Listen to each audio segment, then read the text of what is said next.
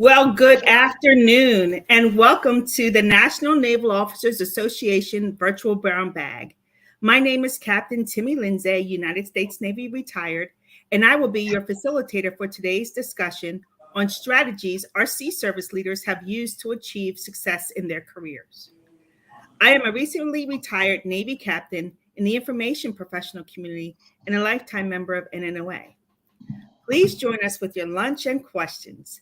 Please place your questions in the YouTube chat function. We will answer the questions as we receive them. In this professional development session, we have the following officers joining me and discussing their climb to the rank of 06 in their respective service. First, I'd like to introduce to you Captain Rachel Lewis. Just returning from Singapore just this morning and homeported in California, Captain Rachel Lewis serves as the U.S. Coast Guard Pacific Area Senior Intelligence Officer and Commanding Officer of the Maritime Intelligence Fusions Center Pacific, where she is responsible for all Coast Guard missions from the Rocky Mountains to the waters off the east coast of Africa, from the Arctic to the Antarctic.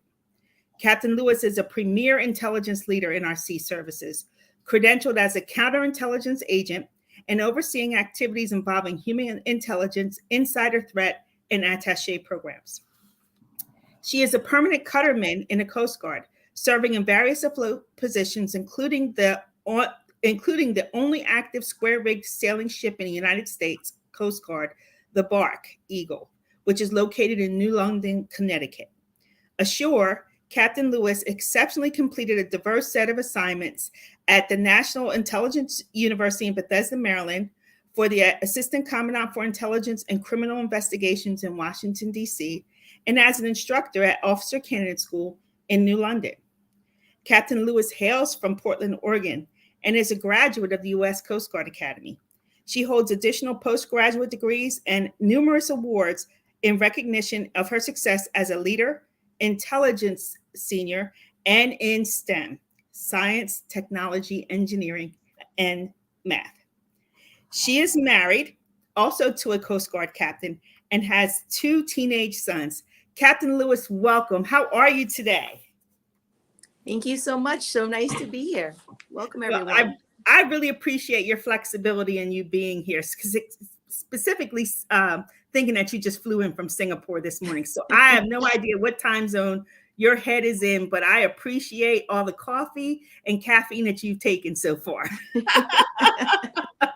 Tell me this. This is just an off-the-wall question and a great icebreaker. What song did you have in your head this morning that got you up and motivated? Ooh. What was I listening to? Actually, I heard first thing this morning was I'm a Survivor, and I do not know why that came on, and I think it was battle and everything, so it was pretty perfect. And it totally resonated. I'm a Survivor by Destiny's Child, right? Yep. All right. That's right. That's what I'm talking about. I'm a Survivor. That's it. Next, I have online with us is Colonel Maureen Foster. Ladies and gentlemen in the audience, civilian, military, this is a Mustang among us, a true Marine Corps Mustang. So happy that she is joining us all the way from Okinawa, Japan, from the land of the rising sun. Let me tell you about this phenomenal woman. Of course, we have all phenomenal women on this page, but when I read this bio, I don't know how I let her walk past me so many times and not just stopping her. Colonel Foster enlisted in the Marine Corps and served in various administrative roles before being selected to become a drill instructor. She was selected because of her experience and being an extremely capable NCO. This is not handed to just anybody becoming a drill instructor. She was also hand-selected, hear me out, that's twice, hand-selected for sergeant's courses. On her own time, she earned associate's and bachelor's degree in healthcare management on her own from Southern Illinois University. She then applied for the meritorious commissioning program and was accepted to attend Officer Candidate School for her commissioning. She's had a myriad of assignments, both home and abroad, while continuing to expand her knowledge through education and certifications. She is a lifetime member of NNOA, currently serving as the Marine Corps Service Affiliate on its board of directors and serving as chapter president. She is married to a a retired Marine. Of course, once a Marine, always a Marine. That's what my daddy tells me. And she has the proud mom of 4 children and 3 grandchildren. She is a native of Chicago, Illinois, folks. So she comes from, I'm not sure what side. She can tell you what side: north side, south side, bad side, good side. And then she has recently been selected for command for a Wounded Warrior Regiment. We're so proud to have with us Colonel Foster. How you doing today? Or tonight? I'm doing well. Thank you. And that's the South Side. Yeah, the South Side of Chicago, right? That's the best side, right? So what song did you have in your head this morning when you woke up?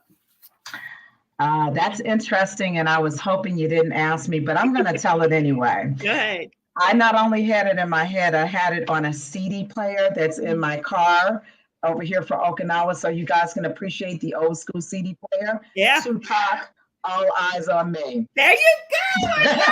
I love it. All eyes on me. Watch me and see what I'm going to do today. I love it. Thank you so much for joining us tonight. Thank you for having me. Last but not least, we have Captain Select LaDonna Simpson, who we will refer to as Captain Simpson, throughout here.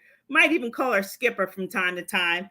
But Captain LaDonna Simpson, even though she considers herself a military brat, is originally from Markham, Illinois, not too far from Chicago itself. She is a graduate of the U.S. Naval Academy. And after graduation from Markham, she packed her bags and moved to Annapolis, Maryland, where she graduated with a Bachelor of Science degree in chemistry. Operationally, she serves as a surface warfare officer, where she spent the majority of her tours in the 5th and 6th area of operations. And for those of you who are not familiar with that, that is geographically between the Mediterranean and Pacific, through the Western Indian Ocean, approximately half of the Atlantic Ocean, and covering all of Russia, Europe, and nearly the entire continent of Africa. Ashore, Captain Simpson has served in billets including the Surface Nuclear Officer Program Manager, Assistant Secretary of Navy's Appropriations Matters Office, and as a congressional liaison. She recently turned over command of the USS Carter Hall, and you will find her in the Navy's history books as one of 4 African-American women serving in the float command positions at the same time in 2021. That was an incredible story, an incredible feat. Captain Simpson recently reported back to her alma mater, now serving as the battalion officer at the United States Naval Academy, responsible for over 600 midshipmen in their moral, mental, and physical development. She has a husband who is a government civilian and 4 young children, a 6-year-old son and a 4-year-old daughter. Captain Simpson will actually be putting on the Eagles next summer, and we can't wait to see it. How are you today, Captain Simpson? I'm doing well. Thank you. Thank you so much for joining us, and I'm sure the folks in Annapolis are glad to have you back. Tell me, what song did you have in your mind this morning? Well, not this morning, but kind of a running joke and a theme song I've had with myself since change of command. It started from the bottom. Now I'm here. And the reason why that's important that is because, resonates. Yes. Yeah, it resonates because the Carter Hall was my first ship in the Navy. So I came to the Navy as Ensign Gordon on the Carter Hall, and Carter Hall was the ship that I had command of. So that's why I thought that song was kind of appropriate. Wow. Talk about your full circle. And then you're doing another full circle back at the Naval Academy. How about that? So absolutely. You've done 2 circles here, like a double twist, like going around. I'm so proud of you and glad to have you back leading the young men and women there at the Naval Academy. So I'm an Academy alum, so I know what it's like to see someone like you walking around the yard. So I like to just do a quick introduction. What is this virtual brown bag about? This is an initiative through the National Naval Officers Association for officers of junior, senior, specific specialty rank to get together and talk to our civilian counterparts, our fellow members, and also those who are curious about our communities on what we do and what topics are really hot on our mind. The National Naval Officers Association has been around for 50 years now.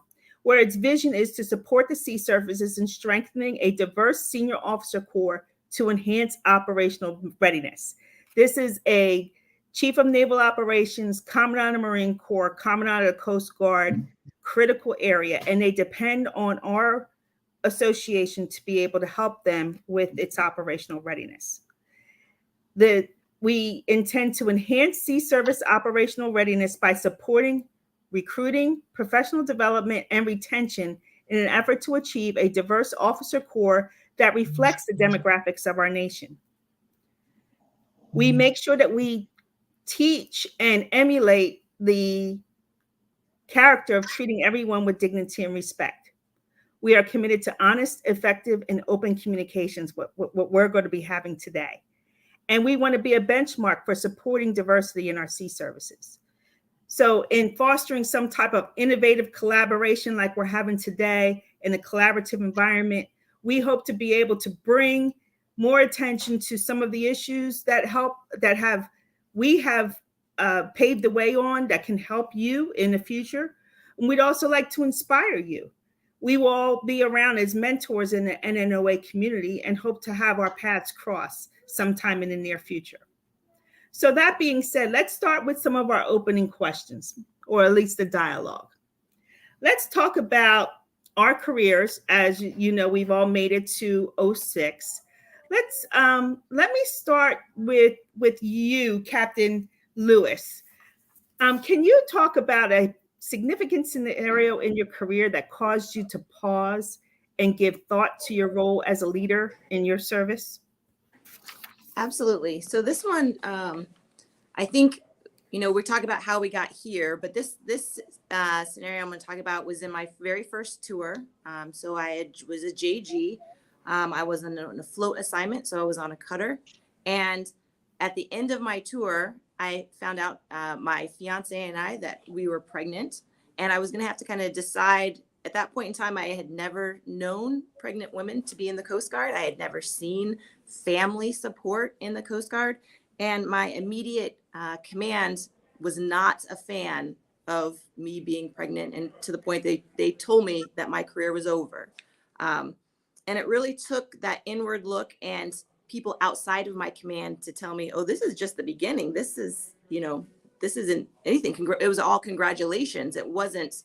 There was no but or a hanging Chad with that one. So the detailers usually get a bad rap, the assignment officers, and saying, but it was really, they helped and stepped in and sent me right from there to officer candidate school as an instructor, where we had over 400 students a year. I mean, I was there for 4 years. So that's 1,600 students that I was instantly thrust in a different role of being, unbeknownst to me in a lot of ways. It was more the things in my personal life that were helping a lot of folks as they were transitioning. So you had brand new folks coming into the service that might have been, college graduates, or you had enlisted personnel who had a lot of time in service before they were making this other transition leap. So for me, just trying to do my daily business, they saw me carrying diaper bags in, juggling books as I'm trying to prepare for classes, and realizing, there was a lot of times without even meaning to, you're a role model on so many different levels. And I think I can say safely for all of us in here, we were breaking glass ceilings before we even really knew they were there. Or I knew I was running into something, didn't realize it was a wall or a ceiling. And having the opportunity to say, either I can view this as a challenge that I can't get past, this is an obstacle, this is a hurdle, or I can view it as an opportunity to still do me, still go after the dreams and things that I wanted to. So that was really, really early on in my career. And then in that next assignment, when I was OCS instructor, we got pregnant with our second, and I was asked to be an admiral's aide. And I remember interviewing with the 06 at the time, and I was like, oh, this is really bad, sir. And he's like, what are you talking about? It's like, well, I'm pregnant. And he like just chuckled, and he was old. Well, I think anybody, when you're in, JG, the captains all look really old, but he was older, and he was like, is that contagious? Like, what is that going to cause you? Can you not work?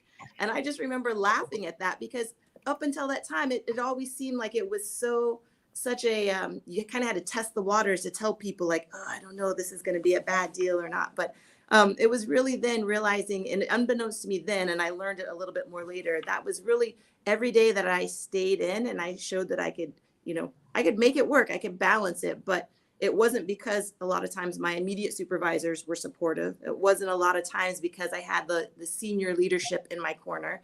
A lot of times I had to look to outside command support or my peers. And I'm lucky my husband is also a peer of mine. So I had that, but I also needed the folks that were outside of my own home to lean on and to really take a look at. And so it's amazing as we talk about, again, those hurdles or those obstacles. When I penned on 06, I was the 5th African-American female to make 06. I mean, so that's, Wow.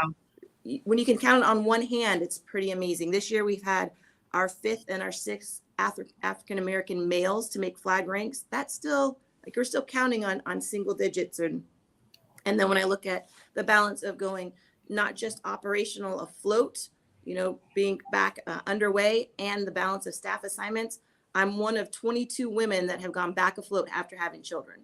22 in our entire service. It's still an anomaly. It's still a challenge. And, to be able to stay in every day, and I wear my Cutterman pin with pride so others can see that you can have a family, you can have it all. There's challenges, there's balances, but it is attainable, when at first I was told not even on the table, not an option. So I really take a look at that to show that we can continue moving forward. Thank you so much. I mean, you touched on so much on support, both inside and outside of your family, and some of the support or non-support you got in your command or in somewhere along your professional place, but you still persevered. And that perseverance, Colonel Foster, is significant, especially when you're talking about moving up the ranks, not even transitioning from enlisted to officer. That had to be, pretty challenging to say that you still want the golden, whatever you call it, the golden chalice, whatever it is at the end. You wanted that piece. What kept you going? What did you have that supported you through professional and personal endeavors? So much like Captain Lewis, the parenting thing was the pinnacle, or was the scenario that actually made me to go back and take a look at me as a leader. And I think mine is more internal than external. So it's kind of interesting. She started with the parenting, and I'm going to pick up off of that. Yeah. Just give you a little background. At that time, when I realized that I needed to give pause and take a look at my role as a leader, I was a staff sergeant in the Marine Corps. I had an opportunity to go to school. The TA was 50% at the time. And then I went to SIU because Illinois would pay 100%.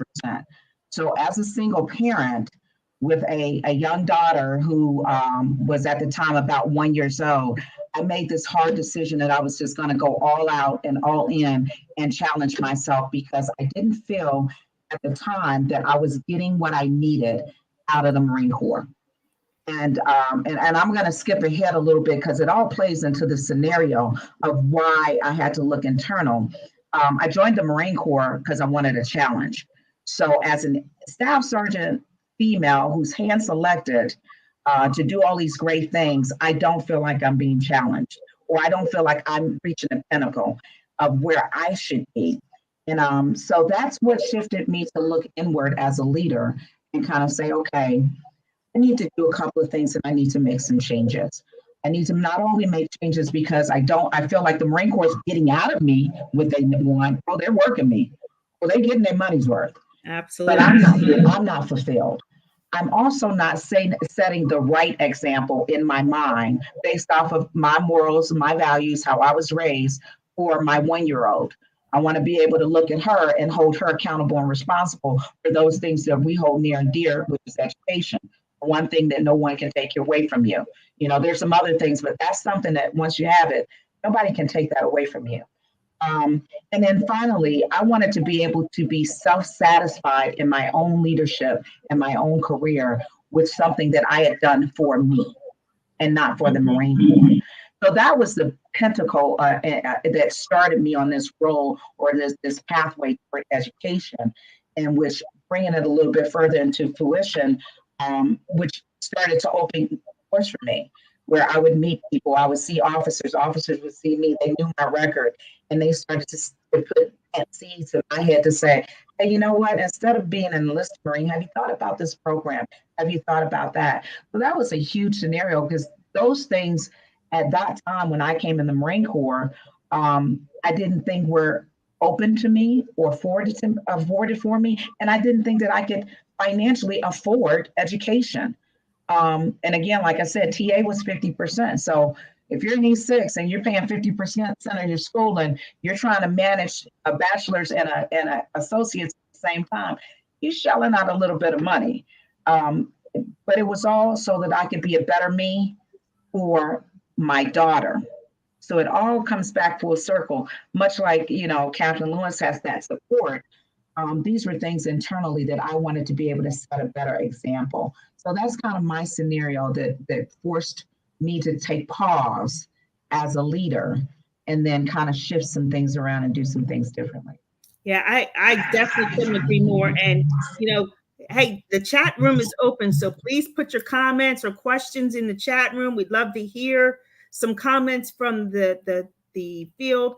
But, I'm going to turn things over to Captain Simpson. Captain Simpson, your kids are young. And when you think of when you have a career, when you select your career, you know of the milestones that you're supposed to achieve, a plan of action, if you want to call it, or your career path. And, these certain things are supposed to be hit. And you had already done the hard Divo tours, the hard department tours, the instruction school, going on and on. And you were probably right about the time of going into your EXO operational tour when family planning started. Explain that. What type of questions did you have in yourself, if any? What challenges lied ahead for you, and how did you succeed? Okay, so thank you for the question. So I'd like to take it a little bit further back, but before command. I was at a time after my department head tours. The second one was kind of rough. So I was honestly wondering if I should stay in the Navy. I got married during my second department head tour. My husband and I decided it would be best that I stay in the Navy. So we go to shore duty, we take the 2 shore duties, and then during that time, we started doing some family planning. So if you do the math, at this time in my life, I'm post 30, trying to have the first child, and things took a little bit longer than we were expecting it to. So by the end of that first shore duty after my department head tour, we found out we were pregnant with our first child. And then we were hoping to, be able to go right away with the second child, and timing happened and didn't happen right away. So long story short, I ended up taking 3 shore duties after my department head ride, which you traditionally are only supposed to get 2 to have 2 children.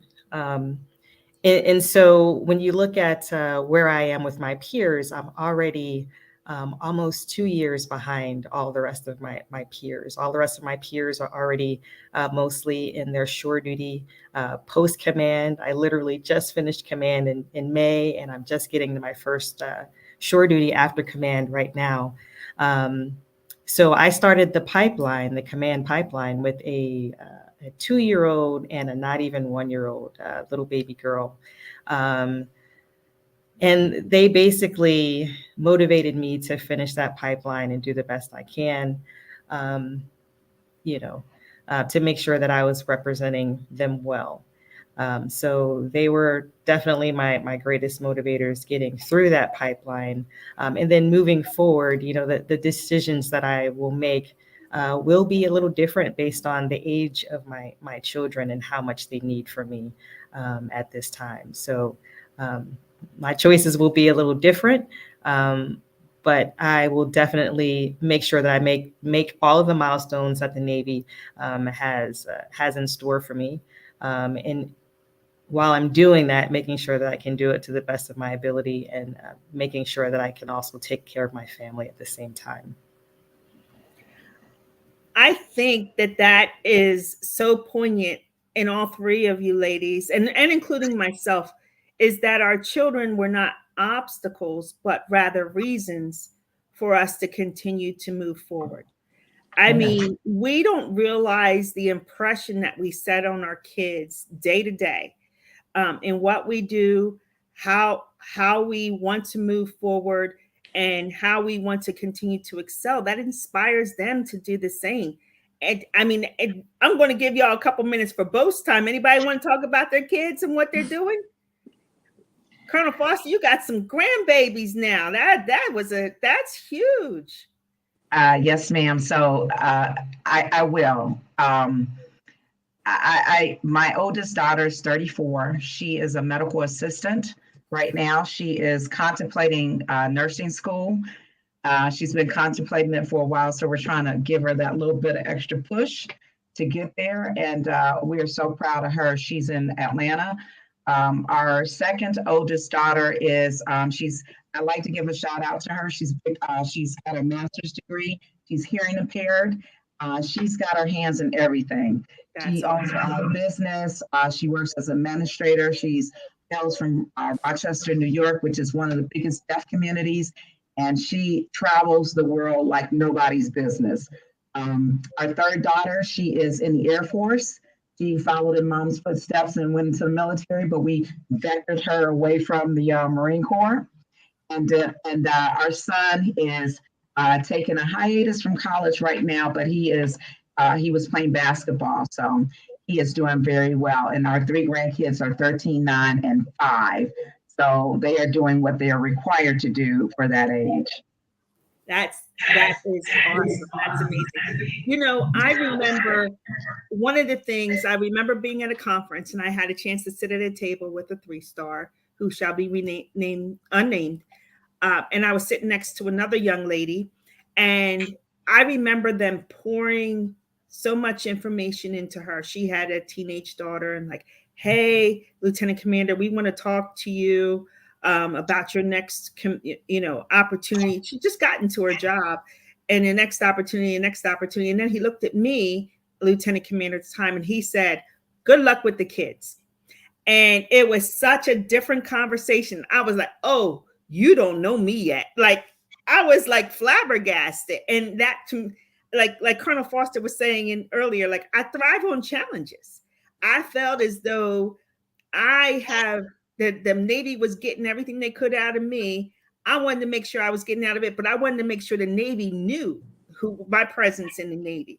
So when I did that, and on the topic of visibility, there's an intricate question here that our junior officers have asked about, is how do we gain more visibility as a junior officer? And I'm talking about the good visibility. We're not talking about the bad stuff where we challenge the hair, the nails, the showing up on time, the delivery of products, whatever the case may be. We want to talk about the good visibility. Captain Lewis, excuse me, do you want to elaborate on that visibility and what you did to be made sure that you were seen? So I think I've done a little different than a couple of my peers who I think have like perfected the art of visibility. I'm not sure there's anybody who's anybody that doesn't know some of my astonishingly amazing peers. And I think they've just done a better job about the visibility. I've been more the one that kind of just put your head down and just keep driving forward.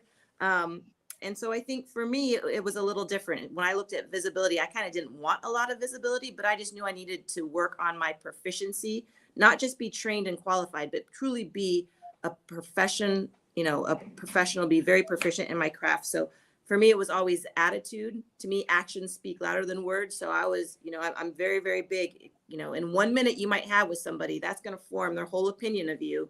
So you might not need to be in the room the next time when they remember you, and you want them to remember you in a positive way. So, to me, attitude is the biggest thing. And then viewing things for me was always opportunities instead of obstacles, right? We are the Coast Guard, and none of the services, we don't join the service to become rich. We are not well funded. We have old, broken parts, but we know that. So how do you take those and turn those into opportunities for things to be better? When you got to learn when to pivot and know when to, ask for others' help and assistance. But to me, it's the attitude of what you do every time when people are watching and when they're not watching, be authentically you. And for me, I'm not a big flashy. I don't love all the extraness to it. So when for me, it was just actions.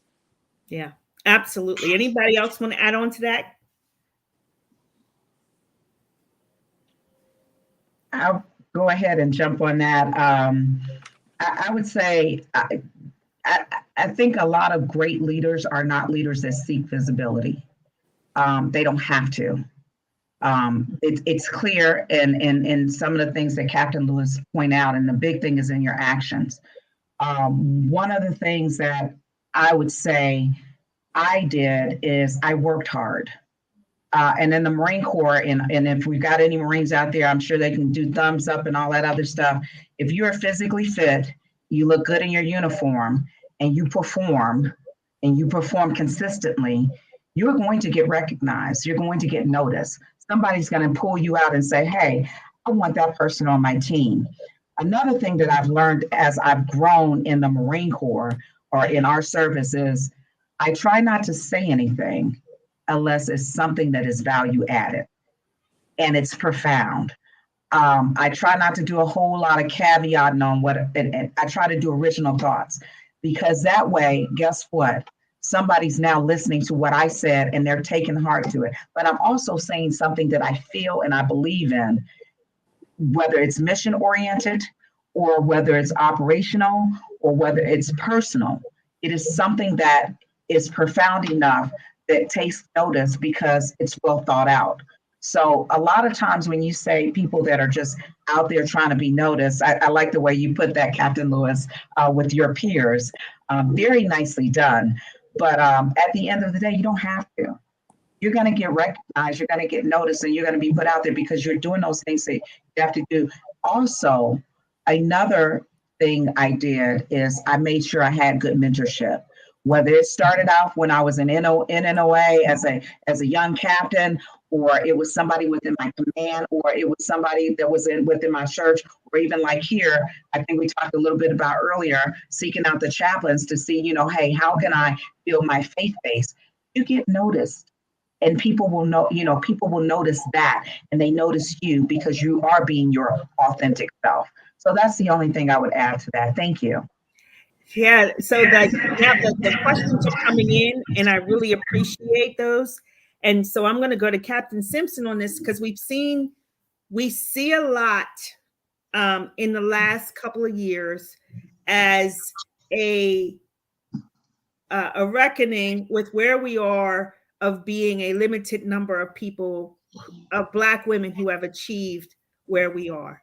And a lot of that is because they recognize that there has been a struggle, a social, a professional struggle, in not being seen and visible in the early years to be grabbed on.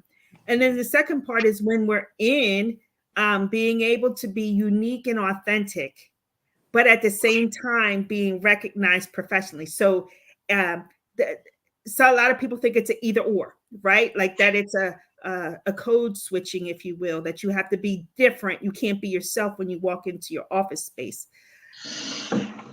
Captain Simpson, you decided to, pursue a nuclear surface warfare pipeline, one of the hardest career paths in which to go.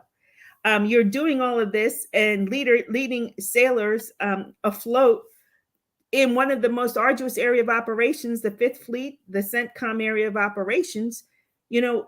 How did you bring your unique and authentic self, recognizing that you are leading? You have a unintended responsibility that you are Black women, and therefore inherently you carry that persona about you. We can't deny who you are. We see you. How did you carry that and let people that you know that your uniqueness and your authenticity has you in the position where you are today? Well, awesome question. So I spent about 10 years, probably my first half of my career, trying to just fit in and pretend to be something that I wasn't, to just make, I think, people feel a little bit better. At some point in my career, I just learned that wasn't me, and I didn't want to do that anymore. And so I stopped doing it. I can't pinpoint one specific event, that made that happen for me. But at some point, I just stopped. And it felt better for me to be authentic. I think being authentic is very important. I think people pick up on it. Your sailors pick up on it. Those that you're leading pick up on it. Your peers pick up on it. So it's very, very, very important to be authentic and true to your morals and values, and support the Navy the best way that you can. But it's got to be authentic to your personality. One of the things for me in command that helped me with authenticity is having a major challenge right before command, which kind of sounds like an oxymoron. But that challenge gave me the, I would say, the audacity, the tenacity, the grit to go into that tour, knowing that, yes, I earned my seat at this table. I deserve to be here just like everyone else. And I'm going to do this command tour the way that I want to do this command tour, obviously in accordance with the rules and regulations, but I'm going to do this the way that I want to do it, the right way. That's going to be fully me, 100%. And I'm going to absolutely crush it. And I needed that little bit of a gut punch, but I think just being tested, I think that helps to help you find your footing, because it doesn't work if you're trying to pretend to be something that you're not. You have to be yourself. You have to be authentic. You have to know what you stand for. You have to know what your values are. And you have to bring that every day, 100%. 100%. Absolutely. We deserve a seat at the table, and we're going to take our seats at the table. We've earned it. So, Colonel Foster, you're working at the Defense Policy Review Initiative. Not only are you looking at policies that we play with other countries, specifically you're in Japan right now, but I'm sure you may have had some policy review regarding women in the service and being appreciative of more diversity in our force. If you can see the question at the bottom of our screen, how has organizational readiness been changed by the presence of minority women's perspective? Well, that's a loaded question, and so I thank Gregory Martin for that question. And if you all noticed, I was writing that down and kind of pulling that apart in my mind. The first thing is you said it. It allows us, whether it's women, whether it's different ethnicities, it allows that diversity of thought. Okay, when you're talking about operational readiness or organizational readiness, if we all look alike and we all walk alike and we all talk alike and we all think alike, guess what? The enemy can peek that out. Yep. And that makes us vulnerable. It does not make us a lethal weapon or a lethal force. So I think that when you include women, and as Captain Simpson said, and you give us a seat at the table, you get diversity of thought. And whether she is the commander, whether we are providing that information to the commander, it opens up the aperture, and our presence at the table provides a little bit of a diversity in thought. And that's where we have to be clear, we have to be concise, and we have to be purposeful in what we say. I think that the biggest challenge is being able to be at the table and be your authentic self, because as Captain Simpson said, for the first 10 years of her career, and I'm not going to tell you for how many years of my career, I wasn't being my authentic self. And I was not giving the commander my authentic me. So organizational readiness, I won't say it suffered, but I think that I could have done better had I been comfortable, and had I been comfortable in an organization to be able to be more vocal. So I think now we're getting it right, because all of the services are focused, laser focused on diversity, equity, and inclusion, but it has not always been like that. And I think that it increases operational and organizational readiness, because you get different perspectives, and and those different perspectives provide that commander that information that possibly he might have a blind spot, whether it's cultural, whether it's ethnic based, or whether it's something within the organization from an environmental standpoint. Wow. And we're talking about diverse perspectives. Captain Lewis, you're an intelligence officer. So you're receiving information, processing it. There's different perspectives. I know that they teach you how to analyze products, but there are certain cultural background, experiential conditions in which actually create different alternatives to receiving the end goal. And a lot of times it's a little bit better when those different aspects are added to it. So how do you feel about being a Black woman in that Intel community, being able to add that variation of experience in leadership and in your craft? I think that's a very good point. And like Colonel Foster says, I mean, it's so amazing to be in a room. And I now look at it as, again, I'm opportunities over obstacles, and to provide that voice. And I used to sit back, kind of lean back in a chair, or willingly take the seat that's the furthest in the corner or back against the wall, and becoming more confident in myself. And just like Captain Simpson said, it gets to the point where you don't have to kind of blend in or fade to the back, but you now realize if you don't say it, the rest of the room isn't going to even have the opportunity to do better or to think differently if you do not feel comfortable in saying something. So I think we all come to the services with different lenses. We all might look the same or check the same box, but we're all from different parts of the country, although we realize we've got some connections there in Chicago, but right, from all over the world, all over the globe, and our lenses, all those things that make us uniquely us, help us also think differently.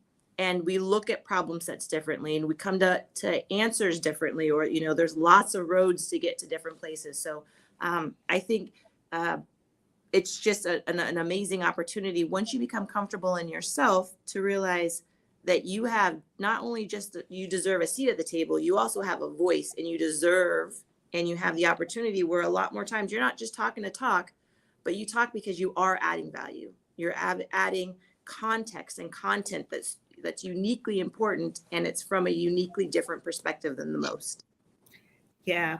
And, we have another loaded question in the queue, and I hope that we can answer it in the last 3 minutes that we have here.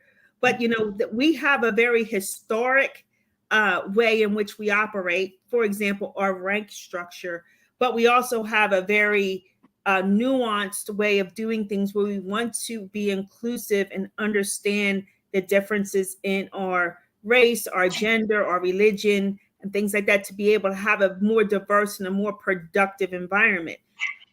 There are junior officers who do want to come in and very enterprising and not overachieving, and achieving at the level that they know that they can be themselves, but they are maybe ensigns or second lieutenants and not that lieutenant colonel or captain or colonel or captain in our military. How would we mentor our young people to be able to be their authentic selves, to be recognized professionally? And again, that's loaded. So I may just give you a tip, and you can end it with this. Let's talk about our mentorship program and how we can talk through that. Anybody want to start with mentoring? Yeah, absolutely. Mentoring is extremely important. Mentors can help us avoid some of those unintended pitfalls that we might not know that are out there. They can point you to things to ask your commanding officer or your leader specifically. If you get into a situation where you don't have the appropriate recommendation on your fit rep, for example, in the Navy, like say for a department head, for instance, the rest of your SWO career won't even start. And so it's very important to ask your captain directly, hey, sir, ma'am, what do I need to do to get this recommendation? And ask those questions early. And if you don't have that recommendation, you have to ask why, and don't be afraid to ask why. It's your right to know because it's your career. So I think that's where mentorship is important. And that's why you've got to ask early, because once certain things get done, it's really, really, really hard for a mentor to kind of pull you back or pull your career back from that situation. And they can help you kind of manage those delicate situations where you feel like you can't be yourself and still do your job and do excellence. So I would lead with that, like do your job, be good at your job, meet the requirements. And all of the other things will kind of work itself out. Try to work well with your peers, always be a team player. And it's just makes it a lot easier to be yourself. Good. So, we have lots of questions coming through. Unfortunately, we can't answer it all, but I will wrap up and say that what we've created here is a new sisterhood. We are all connected through the National Naval Officers Association. We've never met before. We've seen each other in passing in the meetings, but I can guarantee an alliance has been made without competition over one another. We have achieved our ranks as 06s, and we know that we're not going to be here forever. So we're ready to give it back. We're ready to pass these eagles along to the next person behind us. So I want you to find us on the NNOA channel. Look for us for mentors. Be able to connect with us, and let's talk about the challenges that you have and in a one-on-one session. And that channel is emilitary-mentoring.com. So I want to thank you, ladies, for this opportunity to be on this channel for this 4th virtual brown bag discussion.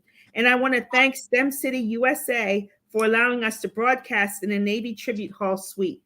This video should be available for future reference for others who were not able to see us. So please share the word, go through the NNOA.org channel and be able to find a link in the future. I'd like to thank Captain Mary McAdams for putting this together and Ms. Kwan Hurst for their technical production. Thank you and have a great Sea Service Day.